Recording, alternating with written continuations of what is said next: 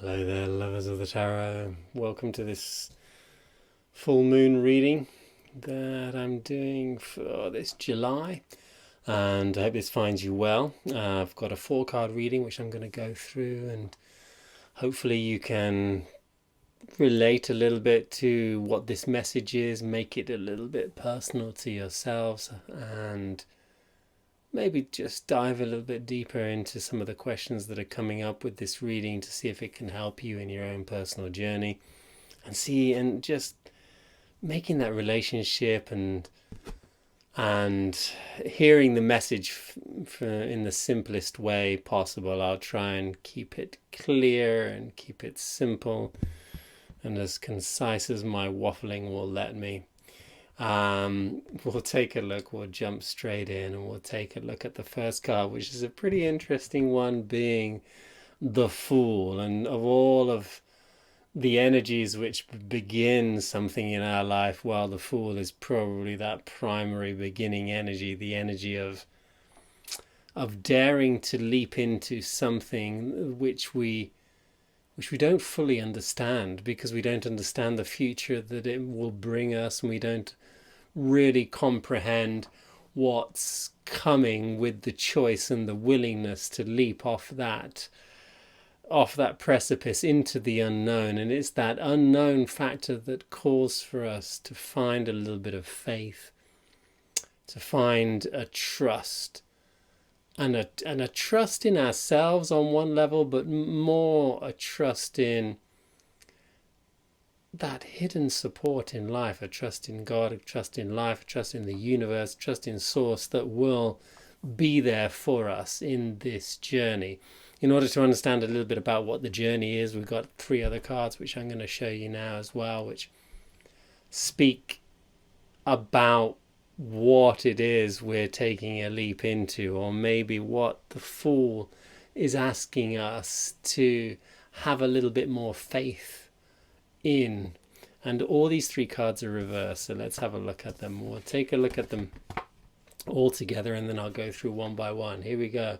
The High Priestess, the 9 of Wands reversed, and the Knight of Cups all reversed. So let's have a look. And the High Priestess is the first, and this is the card that speaks about, it's a card that many people have a really strong difficulty in relating to, and I did for many years too, because she's so magical and so relating to our subconscious inner feminine power that we've probably repressed on so many levels, in so many ways, over so many generations in our culture, that she becomes this witchy nature that's persecuted. She represents this subtle connection to higher law, not physical law, which we're taught in schools, but the higher law of life, which nobody really teaches us, and which we have to figure out for ourselves, which are maybe becoming a little bit more present in the sharing in this day and age. But there's still a repression of the true wisdom and knowledge that our subconscious can connect to. And it's a wisdom which bypasses, not bypasses in a negative way, but really transcends duality, because the High Priestess, that's one of her strongest messages, is this transcendence of duality, or the sitting in between these two opposite energetics in life, and this connection with the center, the middle path, the higher understanding that the light and the dark are just different aspects of the same thing, and the true knowledge, or the true embodiment of that wisdom. This isn't something which we tap into very easily. We love living in duality. We love our judgments, and we love seeing right and wrong and good and bad. And the High Priestess is saying, hey, life isn't exactly like that. It's not what you think it is. This world isn't what you think it is. Your journey isn't what you think it is. Your life and your body and everything that takes place to you, all the experiences we have, are not exactly what we think we are. We take it for granted that we know what's happening in our life. But the high priestess says, no, you don't. And part of her initiation is the questioning of what's actually taking place. And we can't really question what's happening in our life and unless we admit that we don't know. And admitting that we don't know is part of what her being reversed is asking us to do, is to admit that we don't truly understand what's taking place in our lives. We don't truly understand the depth of our experiences. We can see a fraction of it. We can find a little bit of meaning in what's taking place, but there's always hidden meaning. There's always occult, unseen aspects of that truth. And the high priestess holds the key and holds the book of wisdom that allows us to see all of that unseen quality of life, the unseen quality of ourselves, and the meaning and the purpose and the reason behind all things. She holds that wisdom inside of us. She's the part of us that actually understands the magic of life and how it works and why it's working and what it looks like in a very simple, basic level and what it looks like on a deeper level inside of us. She represents that suppressed witchy nature that's inside of all of us. She represents being reversed, how we deny the truth of that which is subtly untangible and not provable and maybe even metaphysical in so many ways that we have theories about, but we don't truly understand and we can't truly speak about in the dictionary of our words, which are not quite as mature as the understanding that the high priestess represents. So she asks us very simply in this journey of the Fool to become open, to see hidden meaning behind things, to actually tap into our intuition, which is not a defined one truth story, but its intuition is an experience. It's a flowing experience of truth which moves and changes and evolves and grows and expands with every day that we live our life. As our consciousness changes, our intuition and the knowledge that we will receive from our subconscious high priestess wisdom, amazingness, will also change. So it's a state of flux. And what is true today will maybe not be true tomorrow. And that's the part of the duality that she sits in between, because she understands this truth. And she is that part of us that's sitting in that middle path of non-judgment, because she will not judge the dark and she will not judge the light. But because she's upside down, there's a part of us that's probably rejecting our light and rejecting our dark all at the same time, and we'll be doing both. We will be hiding from our shadow and in the same way hiding from our light. There will be an aspect of what's hidden inside of us that we do not want to see, and we are avoiding in a way being seen or showing to the world. And it has something to do with healing. It has something to do with the trauma of our inner conditioning, of the patterns that we have adapted and adopted according to the pain and the suffering that we've experienced in our life. And this pain and suffering, which this is the wonderful 9 that I call the wounded healer, because he stands there a little bit wounded, a little bit weary of those other fiery wands, because who hasn't had an experience of trauma, of wounding, and who hasn't been hurt by the outer world?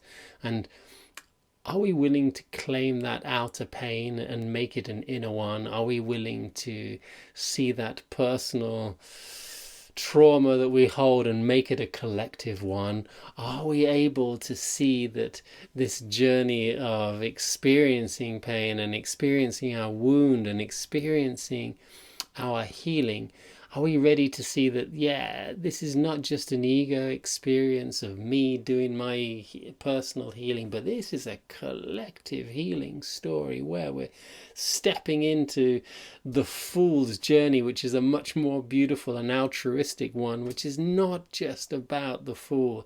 It's about questioning, wow, this is a journey of healing that we are walking through as humanity. We're walking through it collectively. We're sharing the witchy wisdom that we can tap into. We're sharing our intuition, but it's going to change from one person to the next as it changes inside of us from one day to the next. And yet we have to have that courage to dive into our healing. We have to have the faith that speaking about it, sharing it, opening up our hearts to what that healing really is not just valid but important, not just valid and important but necessary, not just valid, important and necessary, but also why we're here, which is all the above, I suppose. And what that might look like is what we have probably some of the biggest issues with in our life, and that's how we share our love with the world and how we share that message of our love and our dreams and what we passionately bring through that lovely open cup of sentiment and emotion and desire. How do we share our love with our world? Because when we blame the outer world for all of our traumas, when we fail to see the good in the bad and the bad in the good, when we fail to go beyond the duality of what might seem to be right or wrong, when we fail to look into the inner world for the cause of all those outer manifestations that take place in our life, yeah, we're going to have a twisted emotional message that we share with the world too. We're going to be throwing our emotional message out there into the world in quite a twisted fashion, and it's not going to be a very loving one. It's not going to be a very clear one, and it's going to maybe cause more harm or prolong and promote ongoing traumas and traumatic experiences for both ourselves and those people around us in our lives. So there's a question here of how am I expressing my love, and what does me expressing my love and dreams in my life to the world on the outside, what does that actually look like, and do I dare to do it? Do I have the courage and the faith that this is actually something that's important?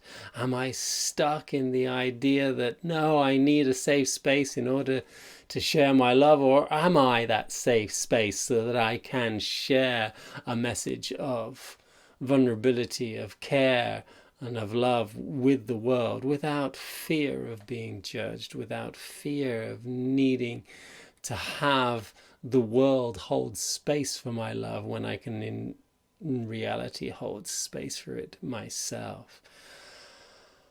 Do I have that connection to that high priestess wisdom? Can I find that will help me really share my healing journey in a way which is going to be fundamentally loving with myself and consequentially loving with the world? Because in that journey, in this way that we embark upon a healing experience and a healing, purposeful choice of action, and this can look like so many things. Our healing does not need to necessarily look like one thing. It can be so many things. Our healing can be a casual conversation with our parents. Our healing can be a deeper vulnerability that we open up with our lovers, it can be something that is intensely powerful with a stranger we just met. It can be an open and vulnerable sharing on the internet here, where we're being, I don't know, just simply honest and truthful, and taking the masks of fear that are blocking all the high priestess, the trauma story that, and the healing that we're on, and the love that we wish to share, taking that fear and putting it to one side for a moment. This is what this reading asks us to do. This is part of the leap that we are calling, that the world is calling for, so that we can share some of our healing process, so that we can share some of the deeper inner knowledge and inner wisdom that we hold in our inner high priestess, that can come out in that femininity that might have been squashed by some of our conscious thoughts and consciously taught beliefs of our past, and how that has in itself has been part of our trauma, and how that in itself has stopped us from loving ourselves and bringing a pure message of faith and love out there into the world, sharing our dreams and sharing our passion. I hope you can relate to this. Have a fantastic day.